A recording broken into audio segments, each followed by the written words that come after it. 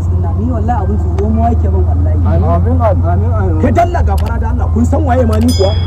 Nan da kike gini na a Maiduguri aiji ne ni sai da na kai mun salin laftanal fanal. A can sai da na kama in ta'addojin mutum 20. Sannan dirata a Kano jiya sai da na kama yan boko haram wajen mutum 10 na kashe su. Allah wa biza Allah wa biza. A'a dai ka ya kuli mutanen nan da ba su da kama. Ranar da shi. Ba su da kama Allah. Yo a wannan lokacin kai za ka iya ganin su.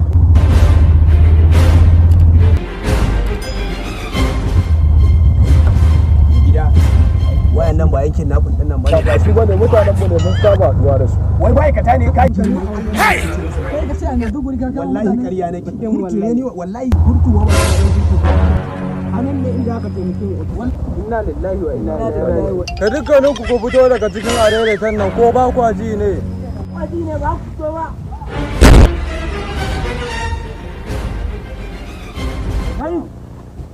Ya daga jikin ka ba riga ne ko sanyi kake ji ne? Wallahi tun sabu haka nake wayan labai saboda zafi shi yasa na kwaba riga ta don samun ji iska. Ni ba ban yadda da kowa ba ku je ku tage mu cikin abin nan ku je ku tage mu.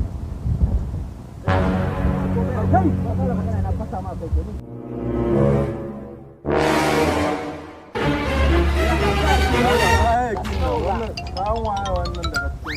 Kai waye ma'aikaci a cikin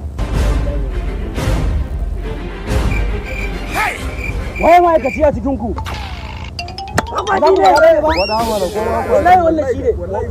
Wallahi ba ni bane. Wallahi lebura ne ni ba ni bane wallahi.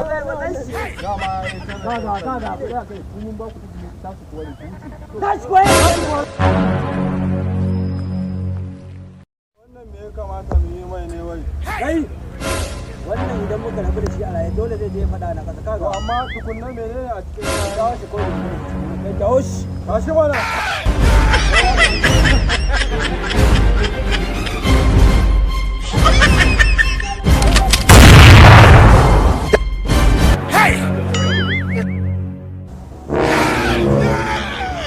Wai Allah na inna lillahi wa inna ilaihi raji'un.